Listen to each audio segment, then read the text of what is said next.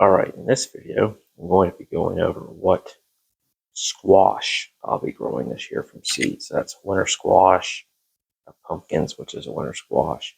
That's the only summer squash I grow, which is a zucchini. So we're just going to go through these randomly.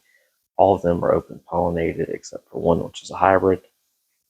So first one I have here, so I have saved the seeds from, so I don't need to repurchase. That is a type of butternut squash. That is Sucrine dewberry. Don't worry, I'll have the name of all of these in the description of the video typed out so you can search them. But Sucrine dewberry, which is a old French variety of butternut squash. Sometimes it's literally just referred to it as itself without butternut in its name.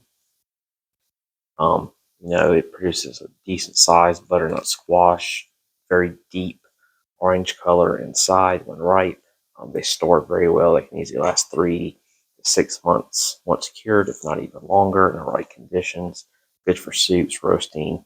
Just make pumpkin pie with it, and a whole bunch of different stuff in between. So one variety I really suggest trying to grow if you're really interested in growing some type of like older heirloom variety. Sucrine dewberry, very pretty butternut squash that it produces.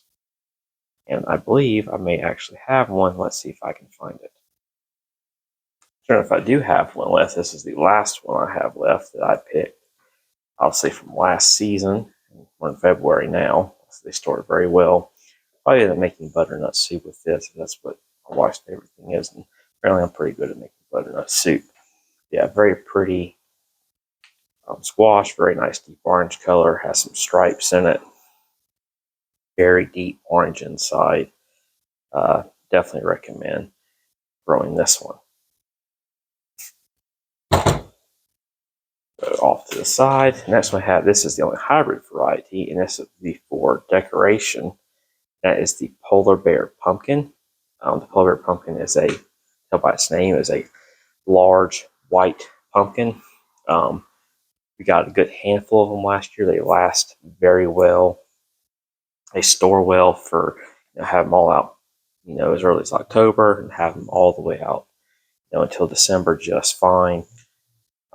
Big white pumpkins. I think we got some in the 40-pound range and some in the 20-pound range. Completely pure white. Great for decorations. This is not really an eating pumpkin. I guess, I don't know if you could or not, but it's a very pretty decorative pumpkin, polar bear pumpkin. Seeds are a little pricey for this one, but it's definitely worth growing, especially thinking about what the price you may pay in a store for a nice large white pumpkin, and you're going to get obviously more than that. Definitely worth growing. Here we have a Honeynut squash. So the Honeynut squash is like a butternut, but much smaller. These are what we call a single serving squash. So for one person, just one of these cut in half, roasted, or however you want to prepare it, would be like a little kind of like the vegetable side on a dinner plate or something. Really, these take up way less space than the butternut squash. For that one butternut that I grow, you can probably grow at least 2 of these in that same amount of space. Really cute, small squash. So it's becoming very popular. I think you'd really try to grow this one. You'd probably really like it. There's really no disadvantage to it. It's not going to have the shelf life of a typical butternut squash. It's probably going to be half, if not less than half, of what a full-size butternut squash does when it comes to storage. But yeah, definitely worth growing. Much easier to deal with. Those were some more polar bears. We have spaghetti squash. Now, spaghetti squash doesn't seem to be a whole lot of choices. It seems like you have your variety is basically almost like non-existent. I have yet to ever find a hybrid spaghetti squash, which I would be interested in trying, as they seem to be prone to more pest issues from getting disease from bugs. I actually have one. I actually made a video last year of the harvest off of one spaghetti squash plant. Now, this is not the norm. My spaghetti squash plant last year went insane. I planted one. Probably got like 50 pounds of spaghetti squash off that one plant. I did make a video of the harvest of it just to show how many I pulled off of one plant. I still actually have some left because there's one actually left from last year, and they store pretty well once they're nice and hardened. Um, so, yep. So if you like spaghetti squash, give it a try. If you've never tried it, just grow one, see if you like it or not. You know, there's a lot of different recipes out there, different cooking ways to use this. This is one I'm not going to grow again. This was going to be an eating pumpkin. It's a Gerardol, which I believe is from Australia or New Zealand. I think it's Australia. I just didn't do well. I was really bothered by the pest issues that we have here. And we did get one good out of my wife made pumpkin pie with it. It didn't make that great of pumpkin pie. My wife makes some really good pumpkin pie from fresh pumpkin. And this just didn't cut it. So at least for in my environment, Zone 7B, Central Park, North Carolina, this was not worth growing. I'm not going to grow it again. Acorn squash. I also made a video on this last year. Acorn squash grows in a more bush type shape than your say your other squashes like butternut spaghetti, which really can find out. But there is a bush type spaghetti squash out there. I've never grown it, but acorn squash, more bush type. Now the seeds for this, we just take the seeds I've won from a grocery store. There's not a whole lot of selection for different types of acorn squash. There's a few, not many. The storage capacity is definitely not nearly as good as your butternut squash, but you can easily, they'll still store for a few months depending, but not nearly as well as butternut. But you can peel them, cut them up, and freeze them, which is what we do. We build bags and bags of them. I made a video on the harvest of this last year. Acorn squash, really great for roasting, brown sugar and butter and cinnamon and all that. The only summer squash is the gray zucchini. I think I have a video on this one a few years ago. Just a mild tasting, reliable, open pollinated zucchini.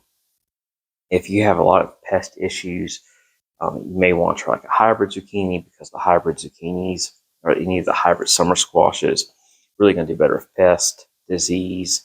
They're going to have higher performance and they're going to put out more. But just growing just one of these puts out more than enough zucchini for my wife and I to eat.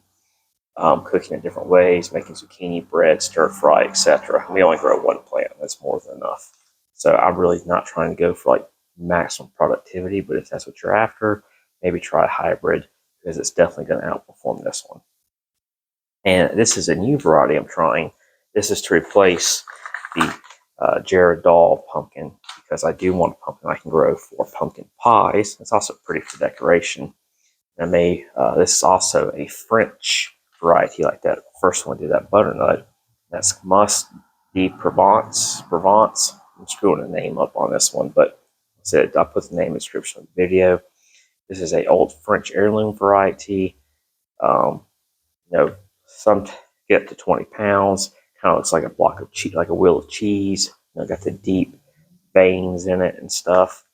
Rated really well. One of the reasons I want to grow this variety is people said it did really well with the squash bugs, which is a big issue where I live. Now, if you're not familiar, this is not what this video is about, but squash, there's like more than a handful different type of like family varieties of squash, but the three main that most people grow is you have C. machata, which is what this variety is in. This Gerardol is a C. maxima, which is the same thing that polar bear pumpkin is in. But that polar bear pumpkin is a hybrid. Like this gray zucchini here is in the C. peppo family, which I believe spaghetti squash is also in that family. I think acorn as well. So C. machata, C. maxima, and C. peppo are the three main varieties. Now there are more than that, and there are differences in the characteristics of how they grow and what they can deal with.